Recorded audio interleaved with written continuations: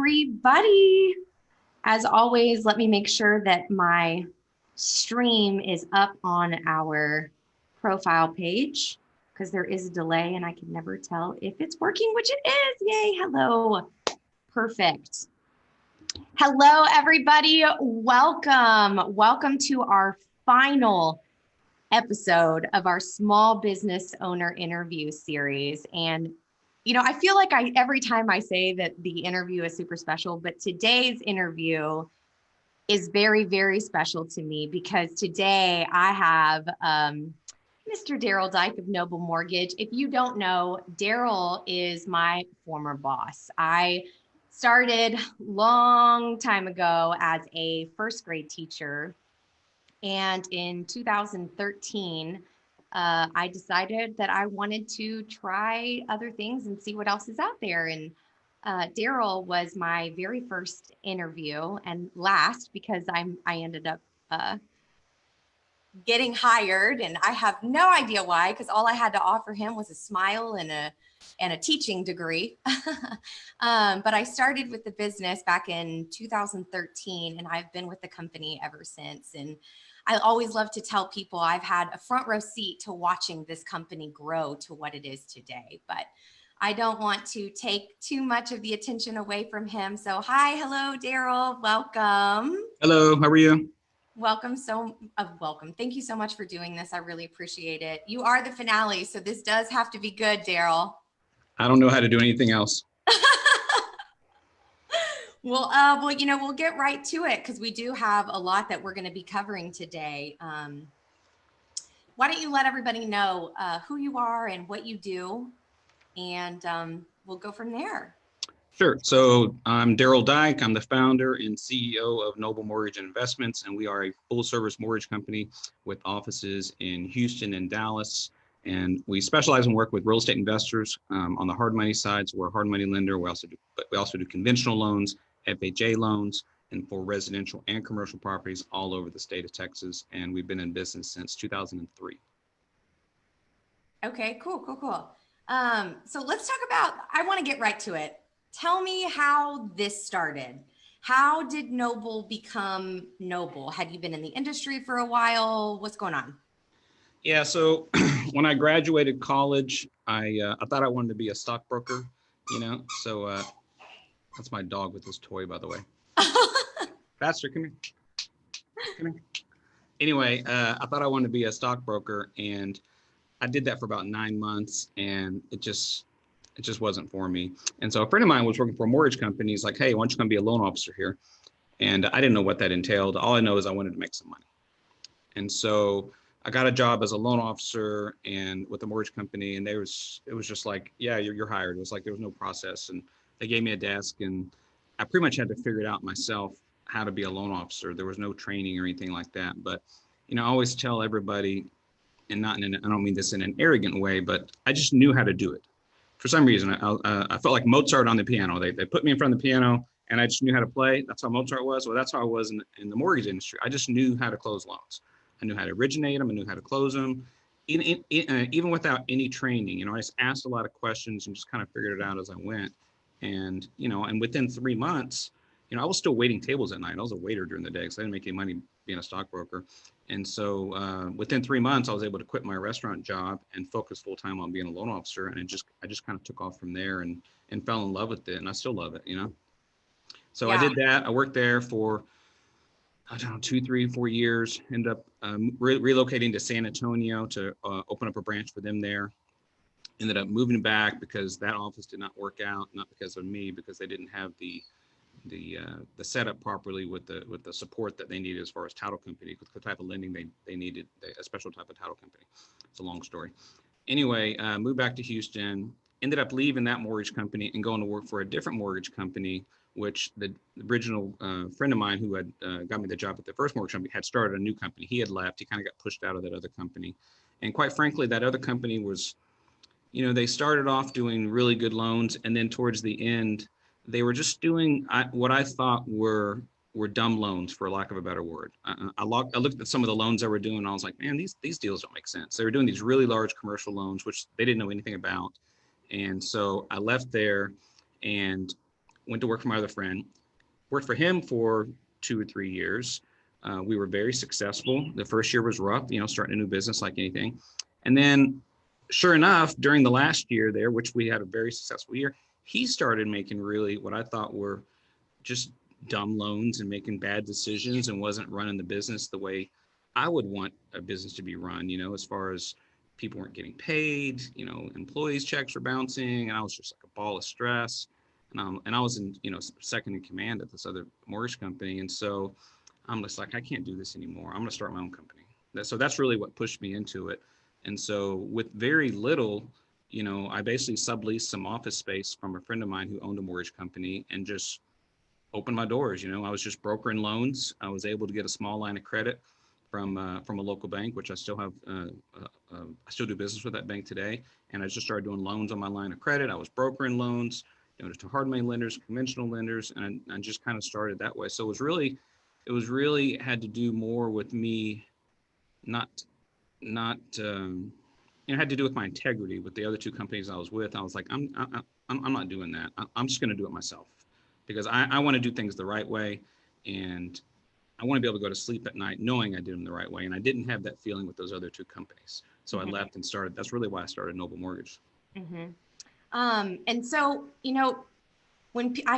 as I talk to different people when they're ready to finally make that decision to leave, what was your emotional experience that was happening in that moment where you're like, okay, I'm ready to go start a company? I mean, did you just like wake up one day and you're like, yeah, I think I'm going to go do this on my own? Or was there like discussion? Did you have a checklist of pros and cons? Like, why did you finally decide to branch out on your own to finally do this? I don't know if it was that much emotion. It was more than necessity.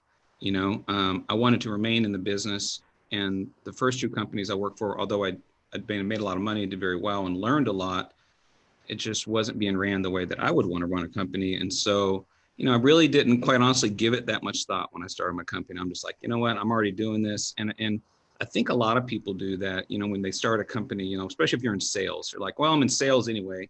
I'm 100% commission. I'm practically self-employed.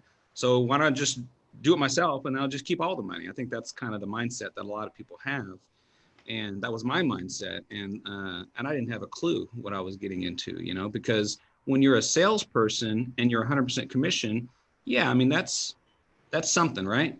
I mean, it's no easy task to be 100% commission, but most people can't do it and don't want to do it. No, yeah. They just can't. And my mindset has always been, I'm not scared of 100% commission. I'm scared of a salary. Like, don't put me on a salary, because now you're telling me how much I can make. And don't tell me how much I can make. Let me determine how much I can make. So I had this mindset like, well, I'm a commission anyway. I might as well just go do this. So, but then when you start a company, that's only one thing you have to do. You have to still be that 100% commission loan officer making money to go out and kill every day, right? You're hunting and you got to bring home and you eat what you killed. Well, that's one thing. And then you got your marketing, right? And then you got your finance side, and you got your accounting side, and then you start hiring people. Now you have your HR side, and that's all that takes away from just focusing on sales. And when you're focusing on sales, once you've owned a business, you realize, well, sales, it's not an easy task, but that's just one thing that you have to do. And so that's really what was overwhelming for me once I started the company and then started to try to grow a little bit. Well, and I'm glad that you're talking about that, because my next part of you starting the business is talking about the ups and downs of that beginning. Can you share just a little bit more about the ups and downs of the beginnings of Noble back in 2003? Let me take a sip of whiskey before I answer that for you. I know my Uncle Reuben was drinking scotch in our last interview. Well, it's when you reflect on, I've been in business 17 years, and when you reflect on it, it's emotional, because you realize how much you don't, on a day-to-day basis, I don't really think about it, and especially after living through the Great Recession of, 2008, 2009, 2010. I mean, that was brutal, So, when I first started, everything came easy. I knew how to make money. People I knew in the business were like, hey, can I be a loan officer for you? Yeah, sure. You can hang your license with me. You can hang your license. So I had all these people that were just coming to me. because I was the broker. So now I was hiring all these people that were loan officers. I'm like, great, we'll just hire people. And then there's a processor and, and so forth. So we had a team of probably 15 people going into approaching the Great Recession, and we were making money, but, I just felt like I was babysitting the whole time, and I was managing conflict in the office, and it was just a pain. I really wasn't happy with the team I had. And because quite frankly, I didn't know how to hire a team, didn't have any sense of culture, didn't have any sense of screening people, you're good in sales, you're not, type of thing. And so when the Great Recession hit, in hindsight, it was a big blessing because it enabled me to regroup and start over. So, I went from 15 people down to me and one other person, Chris, who, and so there was just no business. And so the loan officer started quitting, and then it was like, well, I don't need the support staff now. And so now we got rid of the support staff, and then one by one, the loan officer started leaving. And then it was just, next thing you know, it was just me and him. We have all these foreclosures coming at us. We've never had a lot of foreclosures. And it was difficult. We had, going from my first probably 5 or 6 years in business, I probably had like 3 or 4 foreclosures. And then now I'm juggling like 20 or 30 at a time. So it's very, very. Talking about during the market crash. Yes. Which is 5 years after you started your business. Yes. Yeah. And so there's no new business. All you're doing is getting back all the crap that you shouldn't have loaned on in the first place. And then you're having to sink money into these properties because they were all in bad condition, and then nobody wants to buy them. And so, I had to really, really dig deep during those times and put on my creative hat and figure out a way to get out of it. Because it was, we were running low on capital, having to put all this money into these houses. So we started, okay, we sell what we can, we rent what we can, we owner finance what we can. So we just had to get creative just to stay on our feet. And so we were able to manage that. And then Hurricane Ike hits. Okay, right when I thought, I wasn't drinking enough whiskey at the time, Hurricane Ike hits. And I'm like, now we have all these houses that are damaged that we had already fixed up. And I remember, I'll never forget, well, there was the Ike, and then there was the big freeze. There's the big freeze also, which was when that, you were too young, but there was a point in Houston when the temperature did not go above freezing for about 2 or 3 days. Imagine that in Houston. I don't remember that. I mean, that never happens. It freezes in Houston, it's gone right the next day. So Hurricane Ike hit, we had all these damaged properties, and then this big freeze hit as well. And I'll never forget, I drove down to Angleton. I had 2 houses in Angleton. So I'm making the rounds, looking at all our houses, making sure everybody's good. And we had just finished these 2 houses in Angleton. I looked at them last because they were in Angleton. I had to drive down there. And I walked up to the house, and I looked down at the front door, and there's water coming out of the front door. And I'm like, oh, this is not going to be good, man. And I open the door, and water just goes whoosh. I'm like, so, I mean, it was just one thing after another. And then with Ike, our building was damaged. We had to completely shut down the building, move into my house. So I'm working out of my house. I was living in Cypress at the time. So Chris was driving out to Cypress. I'm still running around, checking on houses. We didn't have an office. So, I mean, it was horrible, but I learned so much. I've never learned so much in a short period of time. So now I look back at it, I'm thankful because I learned so much, but at the time it was very, very stressful, and I've had a, family with 2 small children at the time, they were very young. So it was a tough time, but we were able to make it out of it. Thank goodness. Would you say that was one of the most biggest downs, I guess? I don't know how to word that. The worst moment. You see this salt and pepper that you, and this is not a joke. I was looking at pictures of my kids a couple years ago, and I literally had no gray hair in 2007, literally. And then in 2008, I noticed there's like a little bit of gray, and I'm like, huh. And then in 2009, a little more gray. I mean, I literally grayed during that time. So I wear this salt and pepper with honor. It's a badge of honor. The Bible says that gray hair shows wisdom or something like that. There you go. Let me tune into my questions here real quick. We've got a bunch of people watching. Clarissa and Alex from Florida say hello. Hi, Clarissa. Alex. We've got my Aunt Tootsie. We have Tootsie. My grandma. We have my dad saying hello. We do have Hey, a boss couple man. questions. We boss man. We do have a couple questions here that I'm seeing, and we'll get to that here in just a bit. Hi, Heather. Hi, Carrie. Carrie says, and then you hired Erica, and it was the best thing you ever did. Carrie, we're about to get to that, honey. We're about to get to That's that. not in my presentation. I don't know. She knows. Roxy says hello.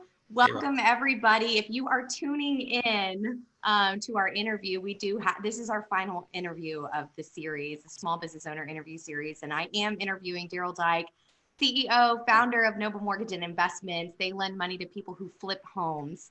And he's actually my former boss. And so it's just everywhere. This is the place that I learned a lot about marketing, which is what I do now. But we'll get to that in just a bit. So if you were tuning in and you do have questions for Darel, make sure that you type them in the comments below and we will be addressing those at the end. Amanda, girl, I see your question and we will get to that in just a bit. But I want to go ahead and get to the next part of this video, and that's about growth. So Noble has come a long way. You started in 2003. You grew to, what did you say, 14, 15 employees. Then the market crashed. Everybody left except for Mr. Chris Robichaux, which if you're watching, Chris Robichaux, love you. And then everything kind of blew over and you started to grow again and are now back to, well, at one point we had 14 employees, but 12 employees, 2 locations, one in Houston, one in Dallas. Can you talk a little bit more about how and why did you grow the first time around? And then how and why did you grow the second time around, meaning pre-market crash and after market crash? Well, when I grew the first time around, I really didn't know what I was doing. I was just hiring people, and we were doing a lot of volume, but I wasn't really making as much. I wasn't making a lot more money, I noticed, so I just didn't do it right. I didn't scale it right, and I didn't hire the right people. And so when we started growing after that, I really was a lot more thoughtful in how I was hiring and learning to delegate and hire out. I was doing everything. I was literally doing everything. I was a loan officer. I was the HR department. I did all of my accounting, every single cent of accounting I did, reconciled bank statements. I did all my marketing. I went and looked at every single property that we loaned on. So, I was just so dialed in. I had this Superman complex. I'm like, I can do it better than anybody, so I might as well do it myself. Ooh. And so a lot of people say that. Yeah, you do. And it's true. I can do it better than everybody else. I know I can, but I can't do it all. Right. I can't do it all. And you can't grow when you're trying to do it all. So I really started focusing on delegating, and, really what enabled us to grow was focusing on not only me getting rid of some of those tasks, but actually formally getting a marketing department, which was you, Erica, of course. Go on. Just for the record, Erica was hired as a outside sales representative, and she failed miserably at it. Called me crying one day in her car. I had to go take her to lunch and console her. And I think even your dad had to console you and tell you to put on your big girl panties and get back to work. But, this is all very true. Very true, very true. But you invented your own position here at Noble Mortgage, which was beautiful to watch. And so you were doing you started doing a lot of the things that I didn't even know that we should be doing, and you just figured it out. You were the problem solver. So we got a CRM. You started working on our Google AdWords and our SEO and all of the different things that you need to do to keep ourselves present. You came up with the idea for us doing the basics and breakfast, and you pushed me into doing public speaking, and I started doing that. So, and that's really what helped us grow the brand more than anything, and create a brand. I don't think we really had a brand before. And so we created this brand in my image the way that I wanted it to, but really the marketing side is what pushed the growth, and then followed up with hiring people and hiring the right people and growing a culture. So you're able to build a team that has your vision, number one, and that you enjoy coming to work to every day. Like, I love my employees. I look forward to Monday more than I look forward to Friday. because that's like my family, you know, so I look forward to being here. And so having the right team is so important. I'm huge on that. And I didn't even understand that concept before, but you know, really what fueled our growth was the marketing. We just didn't have a presence like we do now. Yeah. And, to speak to that, when I first started at Noble, I remember I was also hired to go to all the networking events. And I remember going and telling people about Noble Mortgage, and they were like, who? Who is that? I mean, a few people knew, but not everybody. Mm-hmm. And I also started to realize that people love to claim that they know how hard money works. And then when I would have them tell me, I'd be like, well, what do you tell me how it works? And they would explain to be like, well, and then they would start saying things. I'm like, well, that's kind of it, but not fully. And so, you had said I had brought basics and breakfast. That's where that came from. Everyone thinks that they know what it is and they have like a grasp on it. But until people truly understand how this type of financing benefits them, they're not going to use it. And so, of course, my background in teaching, I'm like, oh, here we go. We're going to classroom. Let's get together and get out our crayons and pencils, and let's start educating people on that. But I learned that as we started branding ourselves and putting ourselves out there, I started to go to more and more networking events. And I would tell people, oh, yeah, I'm with Noble Mortgage. And I started to slowly but surely get, oh, yeah, I know who they are. And so it's just a complete shift of watching the company go from 3 employees to, I think I've heard of them, to everybody knows who they are in the flipping Sure. world of flippers and rentals. And so I love to tell, when I talk about my journey and experience at Noble, I love to tell people that I had a front row seat to the growth that Noble Mortgage experienced. So it Yeah, was and you had a big part to do with it, as you well know. You know, you pushed the marketing and helped us streamline a lot of processes here, not only the marketing, but a lot of other things. But the marketing and creating a brand is really what fueled our growth, you know. And like you said, now everybody knows who we are. And so that was it's fun to do. It is fun to experience that whole thing. Mm-hmm. And then you opened a second location. We grew a lot, and we took over an office space in Dallas. For those that maybe you're not there yet, you're thinking about opening a second location. Can you share, Darel, a little bit of insight on what that was like to open a second location? Yeah, that was a learning experience too. You know, number one, you know, we didn't have a presence in Dallas at all. And then I went back to, you know, walking into a networking event, and I'm like, yeah, I'm Darel with Noble, you know, and they're like, who? And I'm like, I'm sorry, did you not hear who I am? No, I'm kidding. But no, they didn't, nobody knew who we were, you know? So, Yeah. you know, it was different. You know, it's like starting a whole new company when you go to another city, you know, and especially Dallas, you know, the whole Houston Dallas rivalry, it's alive and well, my friends. Yep. And I always thought it was Houston didn't like Dallas, but I think it might be worse that Dallas doesn't like Houston. And I don't know why that is. I'm like, don't we all live in Texas? I mean, can we be friends? We were all in the Alamo together, right? But there's a real thing there. Yeah. And so we opened up an office there. I moved one of my loan officers from Houston to start that office, which was number one, probably a mistake because he didn't know the market. I should have hired a local. You know, that was probably the biggest mistake I made. And, you know, it's taxing on you, you know, having to go there and spend the time and so forth, you know, and it's still a process. You know, that office is still a process. We're having to retool it right now a little bit, but we have good people up there and it's doing well.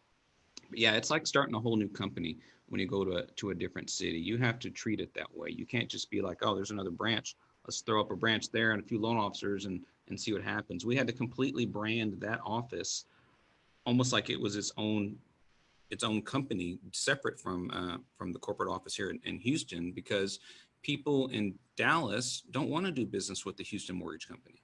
They want to do business with a Dallas Mortgage Company.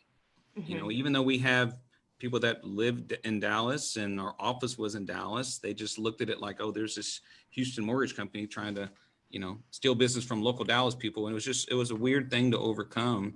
And Right. I think we did that, and we started doing happy hours and working on branding and so forth. And so it was a process though. You definitely have to think that think that through a lot more clearly than I did when we opened that office. I think I was a little probably arrogant when we opened up that office, thinking that, okay, let's just expand to Dallas, throw a couple loan officers in there. We got good products, we got good service, we'll be fine. And it was a slow process of building, just like any other company. It wasn't like it just took off. It was a slow process. Right. Yeah. Um, Thanks for sharing that. Now, as you say that, you were talking about things that you would have done differently, which does lead to my next question. If you could start your business all over again, and we can say maybe in 2003 or maybe in 2008, because they kind of had like this starting again concept to both of them. But if you can go back to those years, what three things would you have done differently when starting your business or restarting after the market crash? Well, the one thing that really helped me more than probably anything was hiring a business coach.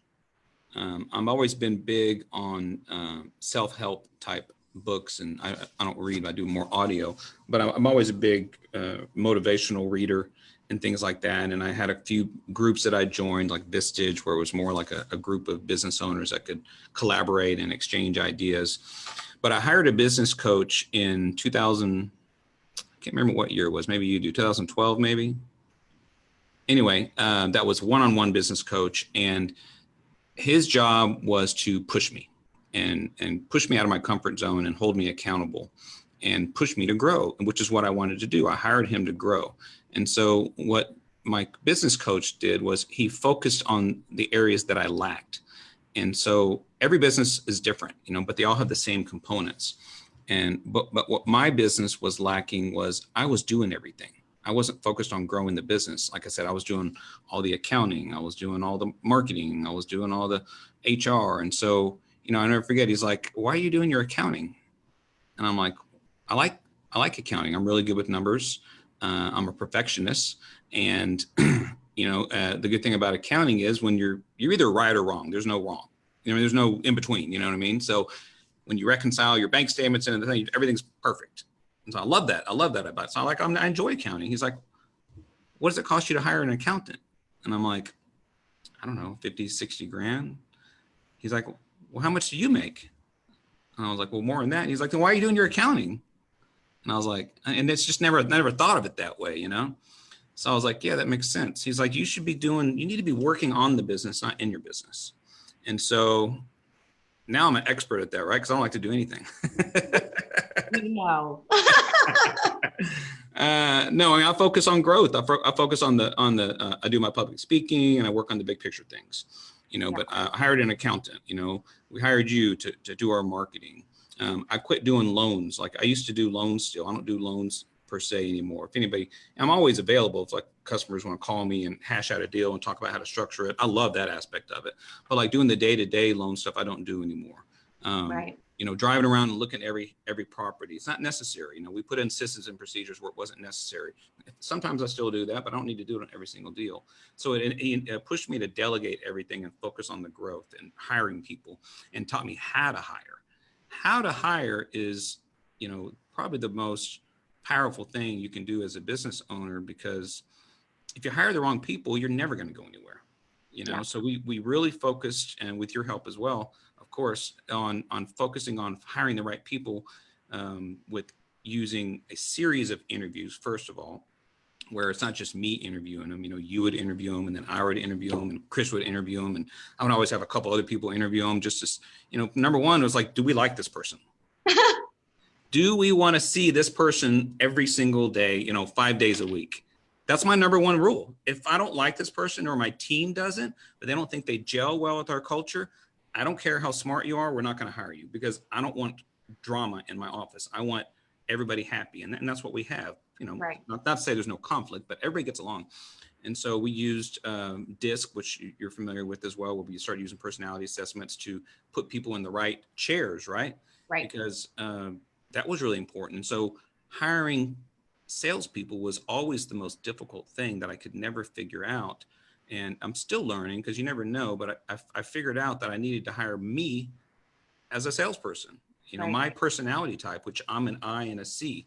Mhm. And that's a difficult combination. And so I'm like, well, I was a really good loan officer before as a business owner. So I really started focusing on the disc assessment, putting people in the right chairs.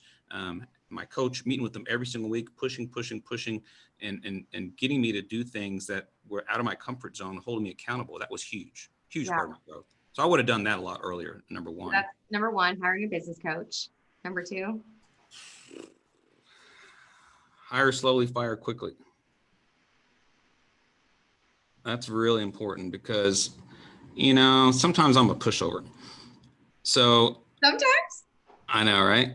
I don't like firing people. I always try to give people the benefit of the doubt, but I always wait too long to fire them, you know?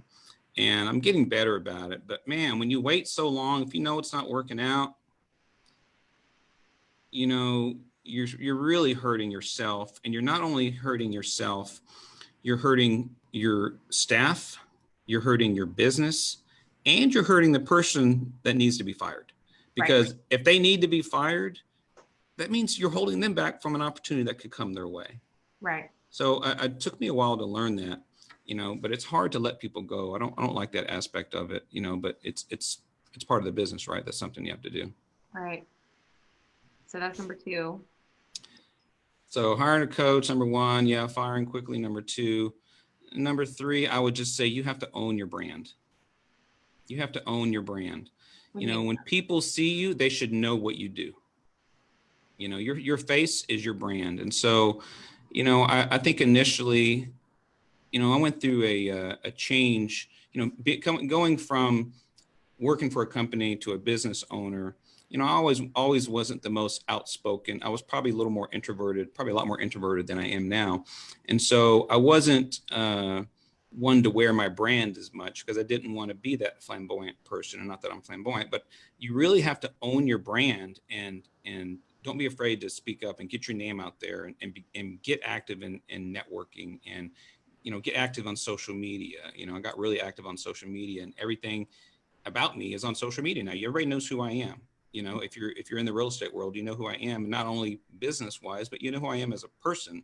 Right. I adore my two boys, I love to hunt, I'm crazy about memes, and I love my business. Right. And so that's, to me, you have to be vulnerable to do that.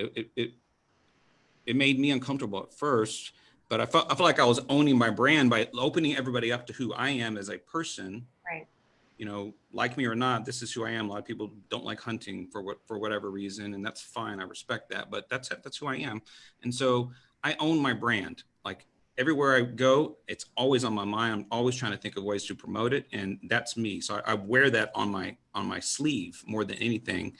And I think some business owners, when they first start, they just kind of treat it as whatever. But I think you have to really, it has to be in your soul, and it has to get in your blood, and you to feel it, and you reflect that, and people see that in you. Yeah. That's funny that you say that when you were talking about how you were very reserved at the beginning. So for those that don't know Darel back from 2000, when did I meet you again? 2013? Yeah, probably 13. It's funny because people have said to me, man, I wish I was a good public speaker like Darel. And I love to remind people, he wasn't always like that. In 2013, when we first did our very first, well, I guess it was 2014 when we did our first basics and breakfast, Darel was uncomfortable. It was a very unknown space to him. He is very reserved. Public speaking, that was not his jam, if you will. Don't sugarcoat it, Erica. Don't sugarcoat it. He was bad. He was really awful. He sucked. But slowly but surely, as everyone is pushing him to get up there and talk about his company and how he helps people, posting on social media to let people know who he is, because a great rule of marketing is that people don't do business with businesses. They do business with people. And so the biggest part of learning marketing for Noble, I'm like, Darel, nobody knows who you are. You need to tell people who you are. And so that's what started the posting. So it was, a very hesitant, post, share. And now, Darel is share happy and post happy, but Hey, easy that's now. another Facebook video for another day. Anyway, my point is that, I also got to witness the transition of you going from very reserved and kept to yourself and um, shy, Yeah, I had to come out of my shell. I think the good way to describe it. shy to Yeah. now being the person that you are today. And so I love that you talk about branding yourself because that's such a huge piece as a business owner. And if you're on social media, guys, this is free marketing for you to share who you are as a person and as a business owner, because that's ultimately going to be what attracts you to be doing business with your followers.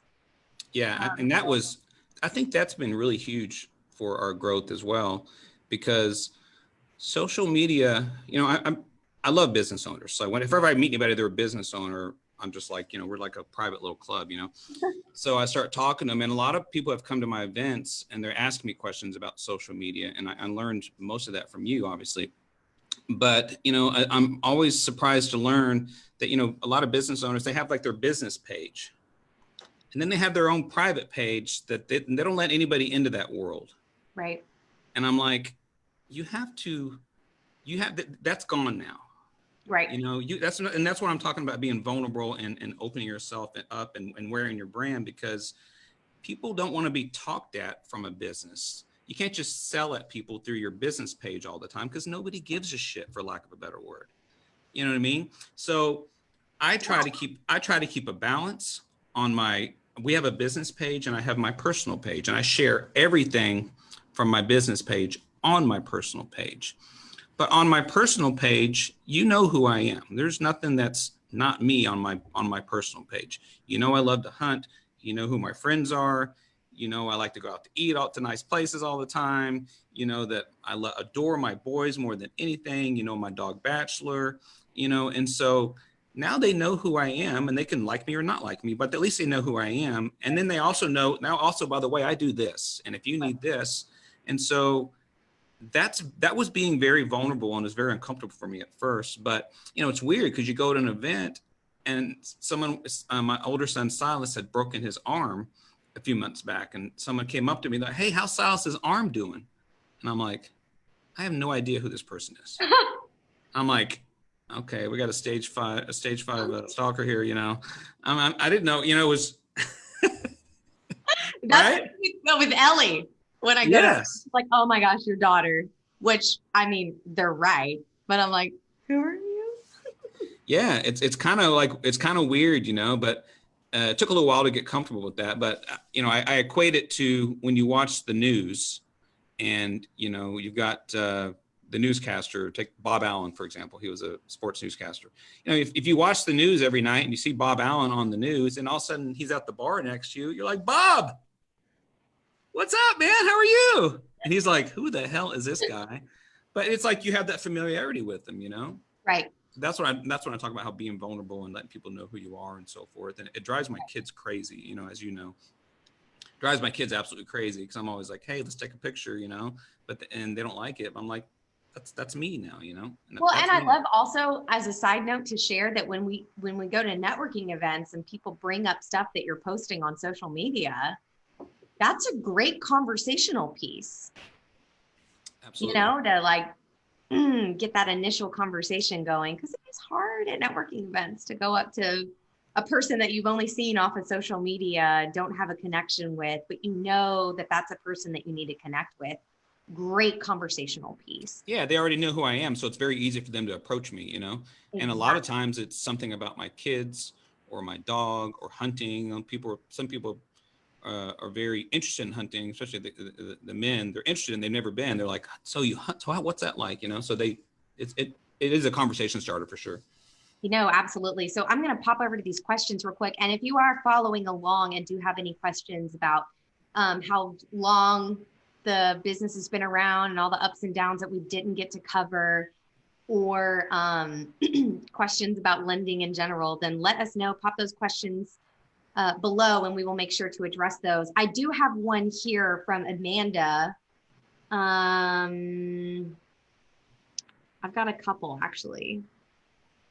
So Amanda says, let's hear Daryl's thoughts on a refi right now while rates are low. If you aren't refinancing right now, you're crazy. The rates are crazy low. I bought my house about a year ago, and I was at 4.25. I just refinanced it at 3.25, and I wish I would have waited because I probably could have been at closer to 2.75 on it. This is primary interest rates for somebody giving me a bunch of crap about quoting low rates, but primary interest rates, which means you live in the house, those rates are below 3%. Investment properties are somewhere in the mid threes last time I checked. So yeah, it's definitely worth it to look at. It doesn't cost you anything to look, but I would definitely look at that for your primary or investment property because the rates are just crazy low right now. Ezekiel says, do you lend in other states such as Illinois or is it just Texas? Just Texas, only in Texas right now. Rachel says, good job, Erica. Probably when you were bragging about how amazing I am at marketing. Thank you, Rachel. Amanda says the rivalry is worse in Dallas because they know their city sucks. Amanda, come on. I like Dallas. I loved, that's one thing I've loved about, I think that office is enabled me to kind of get a flavor for the city. Yeah. And I go up there all the time and I love that city. It's different than Houston, but I love Dallas, No, the rivalry is though fun. It's kind of like the A&M versus yeah. TU, if you Yeah. will. Yeah. It's fun. Aaron says, how and or why did you make the decision to loan solely on investment properties? Well, I don't solely loan on investment properties. I do both. But I'll tell you, so for those who don't know what hard money is typically a higher interest rate loan. A lot of times it's short term. So ideally it's built for a investor who's buying a house that needs to be repaired. It's like a 6-month loan in and out of it in a short-term basis. And so that's really what got me into the business. To answer that question, why I did the hard money or the investment side, I started with a hard money company, but we do a good amount of conventional long-term 30-year mortgage. But we used to do hard money loans for primary residences as well on a case-by-case basis up until they passed the Dodd-Frank bill in 2009 or something like that, where they made it very, very difficult for lenders if they weren't lending at prime rates to even loan money. So we weren't doing that many, so we got rid of that altogether. But we still do 30-year conventional mortgages, 30-year FHA. We do VA loans. We do all that as well, but we're just known more for the hard money, and it's a bigger bulk of our business. Right. My dad says giving up power is difficult but necessary when you were talking about how you can do it. Yeah, and very difficult. I struggled with it. I still struggle with it, I'm really good at delegating, but letting go of the accounting was the hardest part for me because even though it cost me a lot of weekends and late nights, I knew where every single dollar was at the end of the day. I knew where I had such good control about every expense. I knew everything. And I loved that aspect of it. Yeah. And now I don't know what the heck's going on. Yeah, right. Don't tell people that. I'm kidding. No, but I mean, you can't look at everything. I look at the big picture now. I look at the big picture. I don't look at the detail as much. But back then I had to process every single bill. And so I knew everything. Now I look at the big picture and I look at the statements and so forth. But it's definitely, you don't have that control at all. It's so difficult. That was the biggest part for me, was the accounting to let go of. Yeah. Ezekiel says the high I and C is a rare combination. It is. And I used to be more C than I when I first started my business. And, I teach DISC for those of you who don't know, but you can move on the scale if you're highly motivated. And so I was motivated to grow my business. And so my I grew because of need, and my C is still very high, but it is a difficult combination because they're polar opposites. The I's are the charming, bubbly ones, like Erica's a high I, and the C's are typically more quiet and introverted, but very detail oriented and perfectionists. And so they typically they're not in the same individual, but we've managed to hire a lot of ICs or CIs. Mm-hmm. Yeah. Amanda, when you were talking about branding, she says, what if your brand is not very politically correct? I am loud and opinionated and have a potty mouth. I struggle with being me while also being a CPA. That's a great question. I suggest you tone it down. Uh, you know, I think when it comes to social media, I try to stay away from anything that's religious. I think that's a hot button, and anything political. Mhm. Anything that has to do with politics or religion, I try to steer clear of, Mhm. because as a business owner, you have to. I think if I was just somebody working somewhere, maybe I would be a little more outspoken because I have my opinions about things. Although I don't do politics, and for those of you that follow me, you notice I don't comment on those things. I don't do politics. I don't even watch the news. I don't. I get my news through memes, literally. When I see something about a meme over and over, I'm like, so what happened here? There's got to be some story, so I'll look it up. But I don't do politics that much at all. And so I just try to stay away from that. So I think as a business owner, you have to be very tread lightly on your feet when it comes to those two things, because you can start offending a lot of people. Half the people are Republican, the other half are Democrat. You start being loud and obnoxious, you're going to piss off half of them. You're not going to get their business. And so I'm a very live and let Well, live type of person too. well, So I and it's also hard to separate those ideas from the business owner. If you want it to be just business, then let your brand be just business. And so, yeah, I agree. There's a very fine line between that. Carlos says, "Hi guys, two good-hearted people, so sweet." Johnny, he says, "Love you guys." Johnny's one of our loan officers, or one of Daryl's rather. what are you talking Love about? you, He's our Johnny. branch manager in Dallas. I love me some Johnny. Yes, I'm so sorry, Johnny. I misspoke.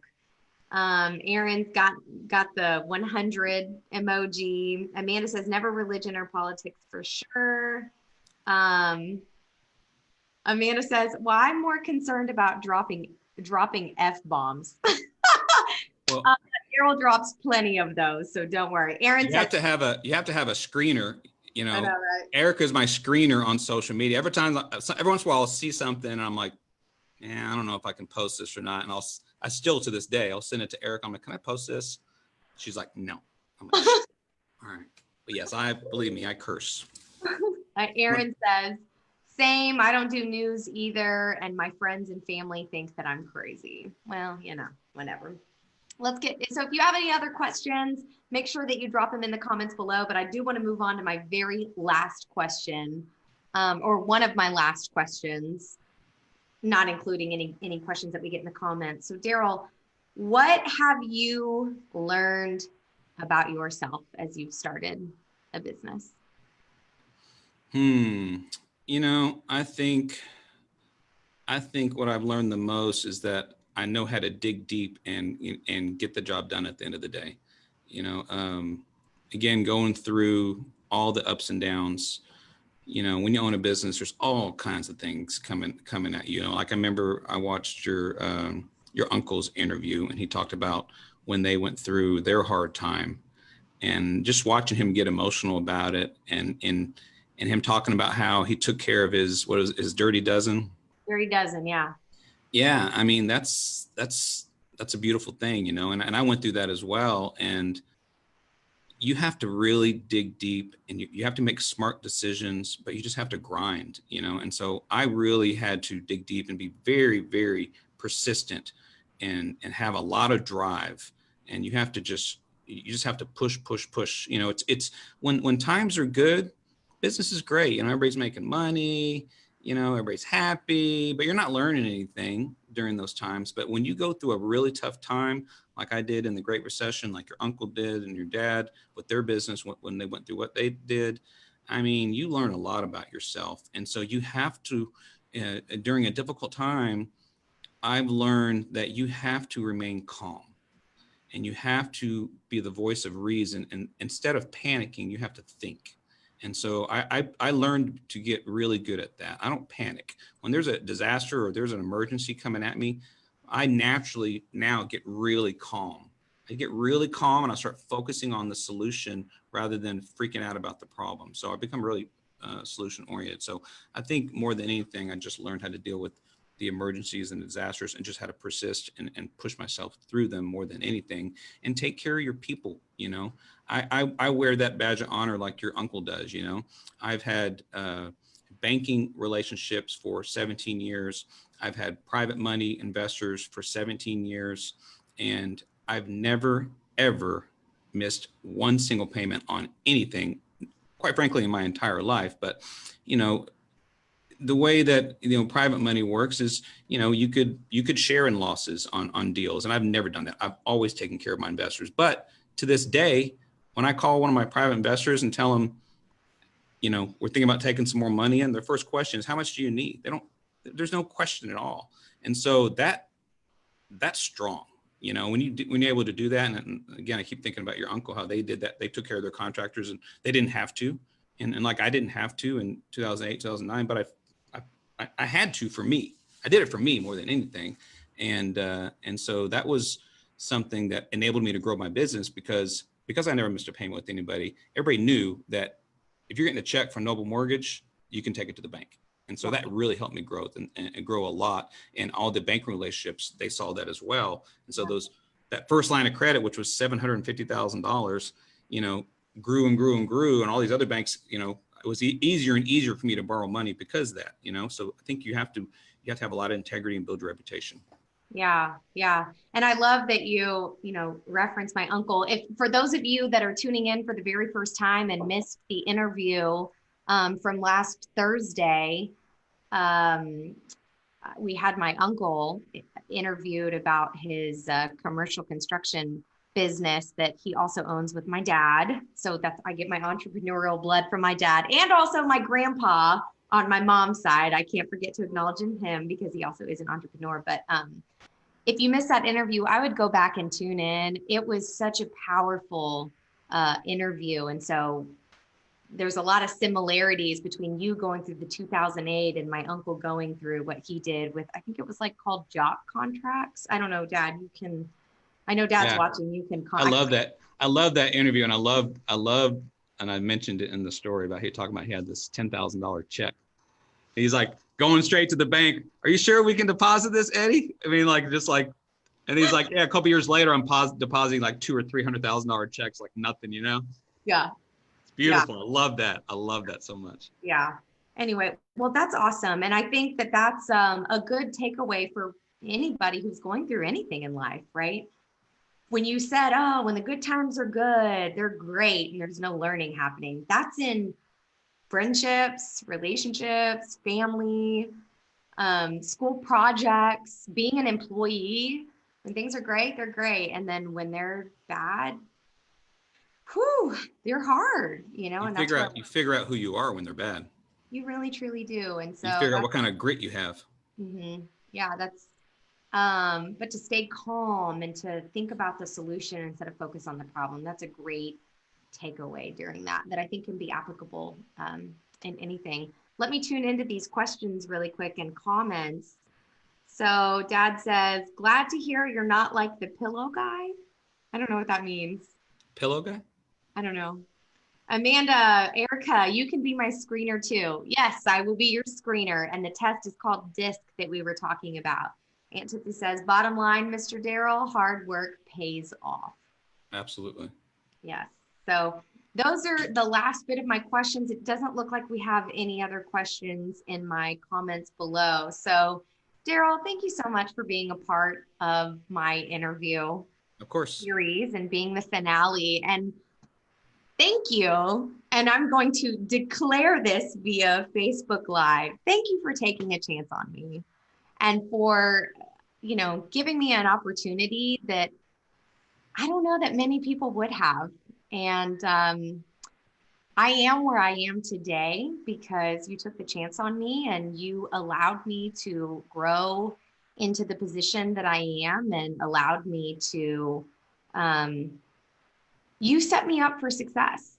And I couldn't be any more grateful that I'm here today. And now here I am starting my own business, which asked me, you know, 7 years ago, I would have laughed if you told me that I was going to ever be an entrepreneur.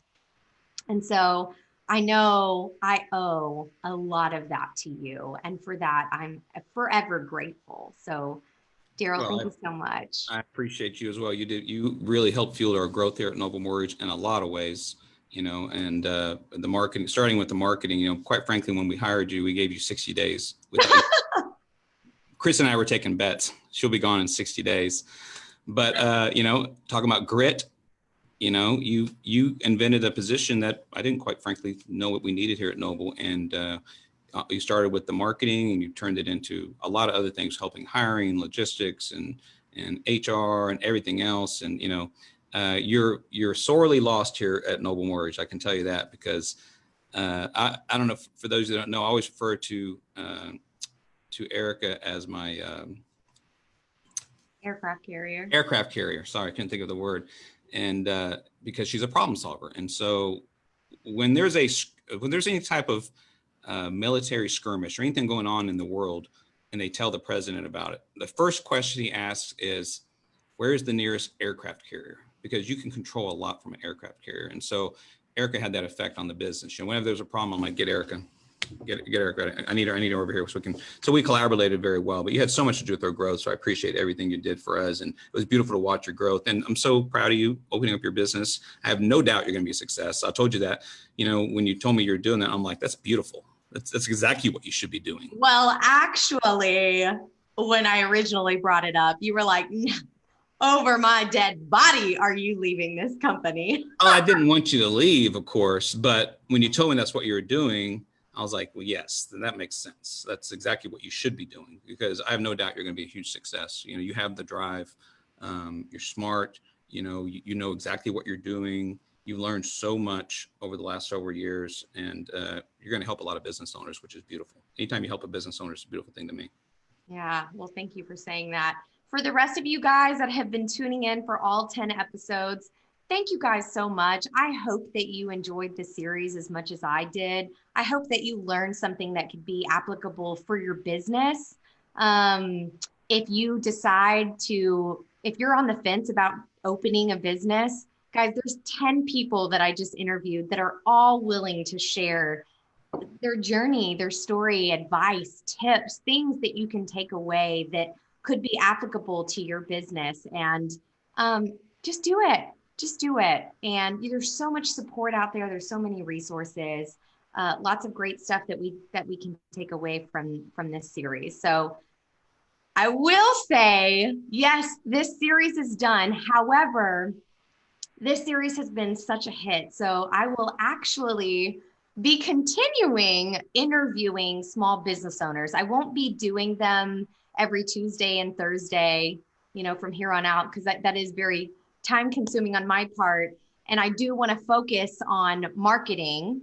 But I will be focusing, or I will be including in my posts every month. I don't know if it's going to be every other week or once a month, but I do have 20 small business owners lined up, ready to share their story and journey that any small business owner could take something away from that series. I have Clarissa here. She says, do a podcast. I don't know. We'll see. I kind of like sticking to Facebook Live for right now, but maybe in the future, I'll definitely do a podcast. Fabian says, how long will it take you to get over a superstar, a player like Erica? Fabian, let me just answer that. A really long time. Okay. Yeah, it's we're having to delegate her duties to several different people, Fabian. So not easy for sure, Yeah. So from here on out, I am going to start focusing on marketing. That is where my passion and my heart is. I want to help small business owners get their phones to ring. I want to help small business owners grow, just like I help Noble Mortgage grow. I want to generate some leads and grow your business. And I want to be the person that helps you and sits alongside you and does all of those things that I know work. So that's what I'm going to be focusing on from here on out is marketing. So stay tuned if you want to learn about the things that I've implemented in this company. And we're going to grow together and learn together. And I'm really excited that you guys are a part of this journey with me. So for all of my small business owners that have been a part of this series, thank you so much. And for everybody that's been tuning in, I really appreciate it. You guys are the best. All right. Well, that's all we've got for this series. And Darel, thank you once again. And you guys have a great rest of the night.